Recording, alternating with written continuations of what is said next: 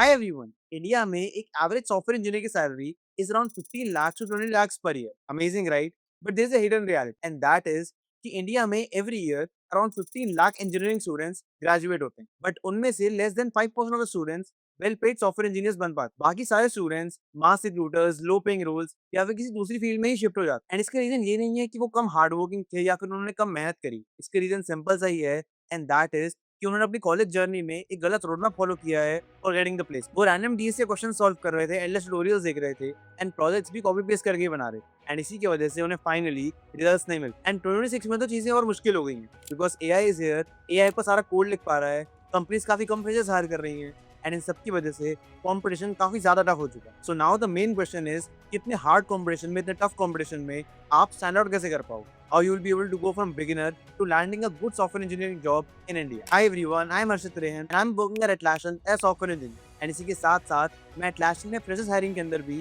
काफी ज्यादा इन्वॉल्व है. सो इसीलिए आज के इस वीडियो में मैं आपको एक कंप्लीट रोड मैप दूंगा on how you can become a software engineer in India. इसके अंदर हम जानेंगे कि आपको क्या चीजें सीखनी चाहिए, क्या चीजें अवॉइड करनी चाहिए, एआई को कैसे यूज करना चाहिए, एंड आज की मार्केट के अकॉर्डिंग सबसे ज्यादा इंपॉर्टेंट चीजें क्या हैं जो आपको डेफिनेटली सीखनी. And make sure to watch this video till the end, क्योंकि इस पॉइंट पर एक भी रॉन्ग स्टेप आपके काफी मंथ्स का टाइम वेस्ट कर सकता है. Okay, so without much wait let's get start. तो सबसे पहले हम बात करते हैं अबाउट द बिगेस्ट मिस्टेक जो मोस्ट ऑफ द स्टूडेंट्स करते हैं during the time of their preparation, and that is कि वो प्लेसमेंट्स क्रैक करने के लिए प्रिपेयर करते हैं, सॉफ्टवेयर इंजीनियर बनने के लिए नहीं. एंड दोनों में काफी बड़ा डिफरेंस है. अगर आपका फोकस प्लेसमेंट्स है देन आप शॉर्टकट ढूंढोगे, रट्टा मारोगे या फिर लास्ट मिनट प्रिपरेशन करोगे. बट अगर आपका फोकस सॉफ्टवेयर इंजीनियर बनने पर है देन आप अपनी स्किल्स को इंप्रूव करोगे, कॉन्सेप्ट समझोगे, प्रोजेक्ट्स बिल्ड करोगे, रियल वर्ल्ड प्रॉब्लम सॉल्व करोगे and what not. And companies 2026 में सिर्फ स्किल्स के बेसिस पर ही हायर करती हैं, इसीलिए आपके माइंडसेट का शिफ्ट होना काफी ज्यादा इंपॉर्टेंट. आपका गोल जॉब क्रैक करना नहीं होना चाहिए, बल्कि आपका गोल होना चाहिए कि आप अपनी स्किल्स इंप्रूव करके एम्प्लॉयबल हो जाओ एंड सारी कंपनीज आपको हायर करना चाहिए. ओके,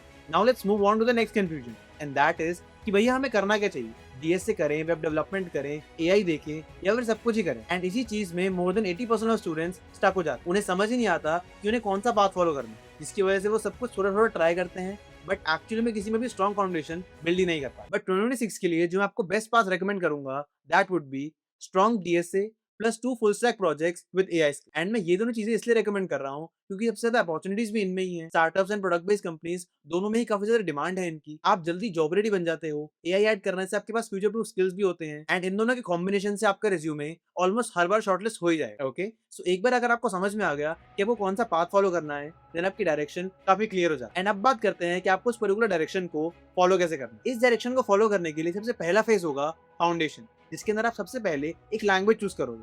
आप कोई भी लैंग्वेज यूज कर सकते हो, लैंग्वेज सिर्फ एक टूल है, उसमें आपको ज्यादा टाइम इन्वेस्ट करने की जरूरत नहीं. आपको जो भी लैंग्वेज अच्छी लगती है, Java, C plus plus, Python, JavaScript etcetera, आप उसको चूज कर सकते हो एंड उसी में अपनी कोडिंग जर्नी आगे कंटिन्यू कर सकते हो. अगर आप मेरी रिकमेंडेशन मांगोगे देन मैं आपको सजेस्ट करूंगा कि आप जावा लैंग्वेज चूज करो, क्योंकि इसका इंडस्ट्री में यूसेज भी काफी ज्यादा है एंड ये इजी टू अंडरस्टैंड भी है. एक बार आपने लैंग्वेज चूज कर ली देन उसके बाद आपको उसके बेसिक समझने होंगे, लाइक उसका सिंटैक्स कैसा होता है, उसमें वेरिएबल्स कैसे डिफाइन करते हैं, लूप्स कैसे लिखते हैं, उसमें क्लासेस कैसे डिफाइन होती हैं एटसेट्रा. इन सब को सीखने के लिए आप पेपकोडिंग का यूट्यूब चैनल देख सकते हो. उनके प्लेलिस्ट सेक्शन पर जब आप जाओगे एंड बिल्कुल बॉटम पे स्क्रॉल करोगे तो आपको प्लेलिस्ट मिल जाएगी by the name of DSA level 1, जिसके अंदर आपको इन सारे टॉपिक्स की वीडियोस एंड एक्सप्लेनेशंस इजीली मिल जाएंगी. इसके साथ साथ उस पर्टिकुलर प्लेलिस्ट में आपसे क्वेश्चंस भी सॉल्व करवा रखे हैं जो आपके अंडरस्टैंडिंग को और बेटर करने में आपकी हेल्प करेंगे. स्टार्टिंग में आपका फोकस होना चाहिए कि आप इजी लेवल के क्वेश्चन सॉल्व करो.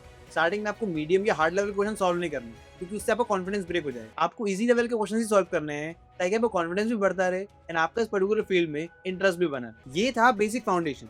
एंड अब बारी आती है हमारे सबसे इंपॉर्टेंट पिलर की, and that is core DS. And मैं आपको एक बात बहुत क्लियरली बताना चाहता हूँ, दैट इज कि अगर आप सॉफ्टवेयर इंजीनियरिंग की प्लेसमेंट्स क्रैक करने की कोशिश कर रहे हो देन डीएसए अभी भी सबसे इंपॉर्टेंट स्किल है. एंड अगर आपने अपनी डीएसए स्ट्रॉन्ग नहीं करी then I am sorry but अपने इंटरव्यूज को क्लियर नहीं कर पाओगे. सो इसीलिए आपको अपनी डीएसए पर डेफिनेटली फोकस करना है. एंड अब अगर हम बात करें कि आपको डीएसए प्रिपेयर कैसे करनी है देन उसके लिए आपको 3 स्टेप स्ट्रैटेजी फॉलो करनी है. द फर्स्ट वन इज कि आपको स्टेप बाय स्टेप चलना है. सबसे पहले आपको इजी क्वेश्चन सॉल्व करने हैं. जब आपको एक बार इजी क्वेश्चन पर कॉन्फिडेंस आ जाए देन आपको मीडियम लेवल क्वेश्चंस पे जाना है. एंड जब आप इजी और मीडियम लेवल के क्वेश्चंस को सॉल्व कर पा रहे हो तभी आपको हार्ड लेवल के क्वेश्चंस पे शिफ्ट करना है, उससे पहले नहीं. Okay, second strategy is focusing on patterns. DSA में ऐसा नहीं होता कि हर एक क्वेश्चन किसी अलग तरीके से सॉल्व हुआ है, बल्कि डीएसए में एक पैटर्न होता है, एक कॉन्सेप्ट होता है एंड उसी के बेसिस पर बहुत सारे क्वेश्चंस बनते हैं जिनको आप उसी पर्टिकुलर पैटर्न से, उसी पर्टिकुलर कॉन्सेप्ट से सॉल्व कर पाते. सो इसीलिए आपका फोकस उन पैटर्न्स, उन कॉन्सेप्ट्स पे होना चाहिए ताकि आप उनसे रिलेटेड क्वेश्चंस एंड उनके वेरिएशंस को इजीली सॉल्व कर पाओ. एंड ये सारे पैटर्न सीखने के लिए, ये सारे कॉन्सेप्ट सीखने के लिए मैंने जो आपको प्लेलिस्ट बताई थी, that is DSA level 1 by web coding, वो सबसे ज्यादा बेनिफिशियल है। इसी के साथ साथ आप इंटरव्यू बिट की साइड को भी एक्सप्लोर कर सकते हो। उनके प्रोग्रामिंग सेक्शन में ये सारे पैटर्न, ये सारे कॉन्सेप्ट्स आपको समझा भी रखे हैं एंड इसी के साथ साथ उनके क्वेश्चन भी सॉल्व करवा रखे हैं, जिससे आपकी अंडरस्टैंडिंग और बेटर हो जाती है। Amazing right. सो इसीलिए आप इन दोनों कोर्सेज को फॉलो कर सकते हो एंड अपनी DSA की प्रिपरेशन को काफी अमेजिंग तरीके से कर सकते हो। And now the final and the third strategy is consistency. Consistency इस पूरी DSA प्रिपरेशन में सबसे ज्यादा इंपॉर्टेंट। आपको हर दिन DSA क्वेश्चन सॉल्व करने हैं एंड तभी आपकी मसल मेमोरी बन पाएगी एंड तभी आप इंटरव्यूज के अंदर अच्छा परफॉर्म भी कर पाओ। तो इसीलिए आपको टारगेट रखना है कि आप ऑलमोस्ट हर दिन 5 to 10 DSA questions definitely solve कर रहे हैं। एक बार आपने मेरे बताए हुए इन दोनों रिसोर्सेज को कंप्लीट कर लिया, देन इसके बाद आप डायरेक्टली लीड कोड के प्लेटफॉर्म पे जा सकते हैं एंड वहां पर जाकर कॉन्टेस्ट दे सकते हो। लीड कोड पर weekly and by weekly contest होते हैं एंड जो कॉन्टेस्ट ऑलरेडी हो चुके हैं वो पास कॉन्टेस्ट की फॉर्म में अवेलेबल होते हैं। तो इसीलिए आपको ऑलमोस्ट हर दिन एक कॉन्टेस्ट देना है, इसके अंदर आपको 4 क्वेश्चन सॉल्व करने होंगे within time span of 1.5 hour. इन कॉन्टेस्ट को देने से आपकी लिमिटेड टाइम में क्वेश्चन सॉल्व करने की एबिलिटी काफी ज्यादा इंप्रूव हो पाएगी एंड इसी की मदद से आप अपने ऑनलाइन इंटरव्यूज को, ऑनलाइन कोडिंग राउंड्स को इजीली क्रैक भी कर पाओ। ओके, सो इसीलिए ये पार्ट आपके इंटरव्यू प्रिपरेशन के अंदर भी काफी काम है। एंड अगर आप किसी भी क्वेश्चन में स्टक हो जाते हो या फिर उस क्वेश्चन की अप्रोच कैसे होनी चाहिए वो आपको समझ में नहीं आ रही, देन आप उसके लिए डायरेक्टली AI का यूज कर सकते हो। आप AI से पूछ सकते हो कि मैं इस पर्टिकुलर क्वेश्चन में स्टक हो गया हूँ, मैं इसे कैसे सॉल्व करूँ, या फिर मैं इस पर्टिकुलर क्वेश्चन के लिए ये अप्रोच सोच रहा हूँ कि ये सही है या नहीं, एटसेट्रा। आपको कोई भी डाउट हो वो आप डायरेक्टली AI से पूछ सकते हो एंड AI आपको उसका सही आंसर भी दे देगा एंड इन सबकी मदद से आपकी कॉन्सेप्ट्स की अंडरस्टैंडिंग, आपकी DSA की अंडरस्टैंडिंग काफी बेटर हो जाएगी। ऑलवेज रिमेंबर कि आपको DSA रटनी नहीं है, आपको DSA समझनी है एंड तभी आप उसकी मदद से इंटरव्यूज को क्रैक कर पाओ। अब जब आपका DSA का बेस बन चुका है, now your next step should be development. And honestly ये वो पॉइंट है जहाँ मैक्सिमम स्टूडेंट्स या तो ग्रो करते हैं या फिर एवरेज ही रह जाते हैं। एंड क्योंकि डेवलपमेंट फील्ड बहुत ज्यादा वास्ट है, बहुत ज्यादा स्कैटर्ड है, इसीलिए काफी बार समझ ही नहीं आता कि हमें एक्चुअली में स्टार्ट कहाँ से करना है। एंड इसी वजह से काफी सारे स्टूडेंट्स डर भी जाते हैं कि वो इतनी सारी चीजें, इतने सारे कॉन्सेप्ट्स कवर कर भी पाएंगे। बट आपको इस बात सिलेबस से डरने की कोई जरूरत नहीं है, आपको सिंपल स्टार्ट ही करना है। आप फ्रंट एंड से स्टार्ट करोगे, HTML, CSS, जावास्क्रिप्ट सीखोगे एंड देन रिएक्ट सीखोगे। ज्यादा फैंसी चीजें करने की कोई जरूरत नहीं है, उससे कोई बेनिफिट भी नहीं हो। देन आप फ्रंट एंड करने के बाद बैक एंड पे जाओगे, जिसमें आप Node.js सीखोगे, या फिर अगर आप जावा में कंफर्टेबल हो तो आप स्प्रिंग बूट भी सीख सकते हो। एंड फाइनली आप डेटाबेसेस के बारे में सीखोगे, like MongoDB, MySQL, etcetera. And in सारी चीजों को सीखने के लिए आपको ट्यूटोरियल्स देखने की जरूरत नहीं है। ट्यूटोरियल्स देखना तो आपको एक्चुअली में बंद ही कर देना चाहिए, क्योंकि उससे कोई बेनिफिट नहीं होता। आपको सिर्फ लगता है कि आप चीजें सीख रहे हो, बट एक्चुअली में आप सिर्फ चीजें कंज्यूम कर रहे हो। आपका माइंड कोई वर्क नहीं कर रहा उस पर्टिकुलर स्किल को डेवलप करने के लिए। सो आप बस चीजें कंज्यूम कर रहे होते हो, आपको लगता है कि आपको सब कुछ समझ में आ रहा है, बट एक्चुअली में जब आप खुद से इंप्लीमेंट करने जाओगे तो आपको पता चलेगा कि आपकी नॉलेज में कितना गैप्स। रियल लर्निंग तभी होती है जब आप खुद से कोड लिखते हो, खुद से चीजें इंप्लीमेंट करते हो, उसमें कोई एरर आता है, देन आप उस एरर को देख कर रिजॉल्व करते हो एंड फाइनली अपने कोड को पूरा अच्छे से समझते हो। एंड ये स्ट्रगल इंपॉर्टेंट भी है, क्योंकि इसी स्ट्रगल की मदद से आप एक रियल डेवलपर बनते। अब आप सब सोच रहे होगे कि अगर आपको ट्यूटोरियल्स नहीं देखने, देन ये सारी चीजें जो मैंने मेंशन करी हैं ये आपको सीखनी कहाँ से? देन इन सारी चीजों को सीखने के लिए जो बेस्ट रिसोर्सेज अवेलेबल हैं, those are free code camp and the Odin project website. ये दोनों रिसोर्सेज काफी अमेजिंग हैं एंड आप अपने डेवलपमेंट रिलेटेड सारे कॉन्सेप्ट्स यहीं से सीख सकते हैं। एंड इसके बाद बारी आती है आपके गेम चेंजिंग स्किल की, दैट इज AI। ये वो स्किल है जो आपको आपके 90% ऑफ कंपटीशन से आगे ले जाए। आज के टाइम पर सिर्फ डेवलपमेंट करना इनफ नहीं है, आपको AI इंटीग्रेटेड डेवलपमेंट करनी आनी चाहिए, जिसके अंदर अगर आप कोई प्रोजेक्ट बना रहे हो फिर उसमें AI इंटीग्रेटेड हो, AI से रिलेटेड कोई फीचर एडेड हो, जिससे वो प्रोजेक्ट यूजर्स के लिए और बेनिफिशियल हो। अभी के लिए आपको सिंपल स्टार्ट ही करना है। आपको पहले पता होना चाहिए कि प्रॉम्प्ट्स कैसे वर्क करते हैं एंड कैसे हम प्रॉम्प्ट्स को इंप्रूव कर सकते हैं ताकि हमें AI से बेटर रिजल्ट्स मिल पाए। देन इसके बाद आपका नेक्स्ट स्टेप होगा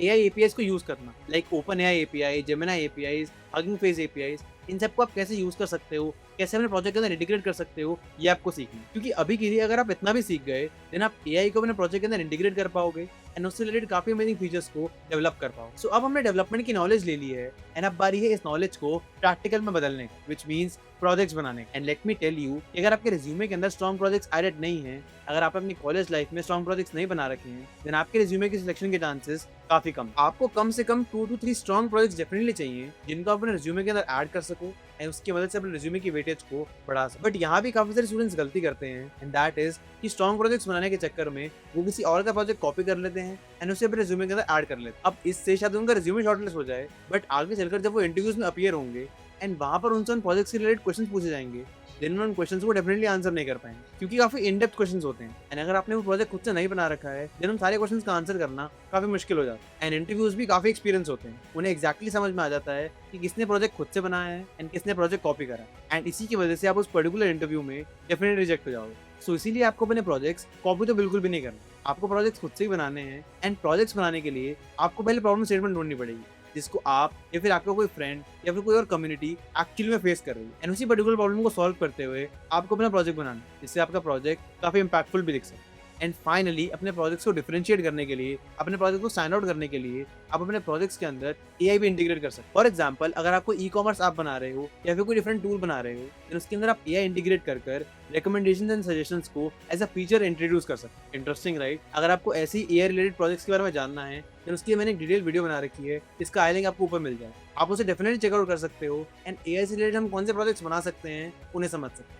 बस एक गलती मत करना कि एआई सिर्फ इंटीग्रेट करने के लिए ही ऐड मत करना। एआई को अपने प्रोजेक्ट में आपको तभी ऐड करना है जब उससे आपको यूज केस फुलफिल कर पा रहे हैं। नहीं तो बिना मतलब का एआई ऐड करने से आपके प्रोजेक्ट में कोई वैल्यू एडिशन नहीं होगा एंड वो काफी यूजलेस लगेगा। सो इसीलिए आपको ऐसा बिल्कुल भी नहीं करना। एआई का पहले अपने प्रोजेक्ट में एक यूज केस ढूंढो एंड तभी एआई को अपने प्रोजेक्ट में इंटीग्रेट। सो अब हमने डीएसए भी सीख ली है एंड डेवलपमेंट के साथ साथ एआई स्किल्स सीखकर प्रोजेक्ट्स भी बना लिए एंड अब बारी है रिज्यूमे बिल्ड करने की। रिज्यूमे काफी अंडररेटेड चीज है, इसमें मोस्टली लोग स्टार्टिंग में ध्यान नहीं देते, बट आगे चलकर जब उनके रिज्यूमे शॉर्टलिस्ट नहीं होते तब वो रिज्यूमे को अच्छे से बनाते हैं एंड अपनी इनिशियल गलती को काफी रिग्रेट करते हैं। सो इसीलिए आपको ऐसा नहीं करना है, आपको स्टार्टिंग से ही अपने रिज्यूमे पर काफी ज्यादा फोकस करना है एंड इसके लिए आपको कुछ फैंसी करने की जरूरत नहीं। आपको सिंपल रिज्यूमे बनाना है 1 पेज का, जिसके अंदर आप अपने प्रोजेक्ट्स हाईलाइट करो, अपने स्किल्स हाईलाइट करो, नंबर्स की मदद से अपना इम्पैक्ट शो करो एंड व्हाट। आपको अपने सारे प्रोजेक्ट्स को गिटहब पर भी होस्ट करना है एंड उनके लिंक्स अपने रिज्यूमे के अंदर ऐड करना है, ताकि अगर रिक्रूटर आपके प्रोजेक्ट्स को देखना चाहे, उनको वैलिडेट करना चाहे तो वो डायरेक्टली गिटहब पर जाकर उन्हें वैलिडेट कर। इसी के साथ साथ आपको लिंक्डइन पर भी एक्टिव रहना है, अपने प्रोजेक्ट्स, अपनी जर्नी, अपनी लर्निंग्स को शेयर करते रहना है एंड अपनी लिंक्डइन प्रोफाइल के लिंक को अपने रिज्यूमे के अंदर ऐड करना है, ताकि अगर रिक्रूटर आपका लिंक्डइन प्रोफाइल चेकआउट करना चाहे, आपके बारे में और जानना चाहे तो वो डायरेक्टली एक्सेस कर। सो अब हमने हमारा रिज्यूमे भी बना लिया एंड अब बारी आती है डिफरेंट अपॉर्चुनिटीज पर अप्लाई करने। And most of the students यहाँ पे काफी बड़ी गलती करते हैं एंड दैट इज कि वो सिर्फ ऑन कैंपस प्लेसमेंट पर ही रिलाई करते हैं कि हमारे कैंपस में कंपनीज आएंगी एंड हम सिर्फ उन्हीं में अप्लाई करेंगे, उसके बाहर कुछ देखेंगे ही। बट आज के टाइम पर जहाँ पर कंपटीशन इतना हाई है, इतना टफ है, देन इस टाइम पर सिर्फ ऑन कैंपस प्लेसमेंट पर रिलाई करना काफी बड़ी मिस्टेक। आपको ऑफ कैंपस जाना ही होगा if you want to crack good opportunities. And off campus placements के लिए जो बेस्ट 4 प्लेटफॉर्म्स हैं, those are, the first one is LinkedIn. LinkedIn पर आप डिफरेंट जॉब अपॉर्चुनिटी सर्च कर सकते हो, डिफरेंट रिक्रूटर्स को रीच आउट कर सकते हो, डिफरेंट टेक प्रोफेशनल्स को रीच आउट कर सकते हो for referrals and what not. So LinkedIn is a main platform जहाँ पर आप डिफरेंट ऑफ कैंपस अपॉर्चुनिटीज को सर्च भी कर सकते हो एंड उन सारी अपॉर्चुनिटीज पर अप्लाई करने के लिए रेफरल भी ले सकते हो। अब आपको रेफरल कैसे मांगना है, मैंने उसके लिए एक पूरा टेम्पलेट बना रखा है, आप उस पर्टिकुलर टेम्पलेट को चेकआउट कर सकते हो, मैं उसको लिंक डिस्क्रिप्शन में ऐड कर दूंगा एंड उसे यूज कर सकते हो for getting referral. Then the other 3 platforms for off campus opportunities are HackerEarth, HackerRank and Unstop. ये तीनों ही काफी अमेजिंग प्लेटफॉर्म्स हैं एंड इन पर hiring challenges, codathons, hackathons etcetera ये सब काफी फ्रीक्वेंटली कंडक्ट होते रहते हैं। मैंने भी इन्हीं प्लेटफॉर्म्स की मदद से अपने जसपे की ऑफ कैंपस इंटर्नशिप को क्रैक किया। सो इसीलिए आप भी इन प्लेटफॉर्म्स को चेकआउट कर सकते हो and different off campus opportunities पर अप्लाई कर सकते हो। So now our final stage is interviews. अभी तक हमने जितनी भी मेहनत करी है, हमने डीएसए करी, डेवलपमेंट करी, प्रोजेक्ट्स बनाए, रिज्यूमे बनाया एटसेट्रा, ये सब इसीलिए ताकि हम इंटरव्यूज के अंदर अच्छा परफॉर्म कर पाएं एंड प्लेसमेंट इंटरव्यूज को क्रैक कर पाएं। But the sad part is कि इतनी मेहनत करने के बाद, सब कुछ सही करने के बाद मोस्ट ऑफ द स्टूडेंट्स इस पर्टिकुलर स्टेप पर फेल हो जाते हैं। एंड इसका रीजन ये नहीं है कि उनको उन इंटरव्यू के क्वेश्चंस का आंसर नहीं आता, बल्कि इसका रीजन ये है कि वो उन पर्टिकुलर आंसर्स को अच्छे से एक्सप्लेन नहीं कर पाते। इंटरव्यूज में अच्छा परफॉर्म करने के लिए आपकी टेक्निकल स्किल्स तो अच्छी होनी ही चाहिए, बट उसके साथ साथ आपकी soft skills like communication etcetera ये सब भी काफी अच्छी होनी चाहिए। आपका फोकस होना चाहिए कि आप अपने थॉट्स को, अपनी अप्रोच को इंटरव्यू को अच्छे से एक्सप्लेन कर पाओ एंड आपका कम्युनिकेशन एकदम क्लियर। एंड इसे इंप्रूव करने के लिए आप मॉक इंटरव्यूज दे सकते हो अपने फ्रेंड्स के साथ, अपने सीनियर्स के साथ। एंड अगर आपको कोई नहीं मिल रहा है देन आप डिफरेंट प्लेटफॉर्म्स एक्सप्लोर कर सकते हो लाइक interviewing.io, pram.io एटसेट्रा। इन प्लेटफॉर्म्स पर आप मॉक इंटरव्यूज दे सकते हो एंड अपनी इंटरव्यू स्पेसिफिक प्रिपरेशन को काफी इंप्रूव कर सकते हो। Okay, and that was all about the entire road map of being a software engineer इन 2026। अभी अगर आपको ये सब चीजें बहुत कॉम्प्लिकेटेड लग रही हैं या फिर बहुत टफ लग रही हैं, देन ट्रस्ट में आपको सिर्फ ये ध्यान रखना है कि आपको अपनी डीएसए स्ट्रॉन्ग करनी है एंड 2 फुल स्टैक प्रोजेक्ट बनाने हैं विद एआई स्किल्स। सिर्फ इन दोनों चीजों से ही आप अपने इंटरव्यू स्पेसिफिक प्रिपरेशन को काफी अमेजिंग कर लोगे एंड आपके इंटरव्यूज में सिलेक्ट होने के चांसेस काफी ज्यादा बढ़ जाएंगे। सो नेक्स्ट 6 to 8 मंथ्स आपको इन सारी चीजों पे फोकस करना है, कंसिस्टेंटली इस पर्टिकुलर रोड मैप को फॉलो करना है and I am sure by the end of it आप मल्टीपल ऑफर्स इजीली क्रैक कर पाओगे। ऑनेस्टली अगर मैं कर सकता हूँ, मैं एटलाशन में आ सकता हूँ, देन आप तो डेफिनेटली कर सकते हैं। Okay, so all the best. I hope आप आज की इस वीडियो से कुछ सीख पाए, कुछ समझ पाए and that's all from my side. This is Ashutosh signing off. Take care everyone and I will see you in the next video. Till then, keep preparing and be focused.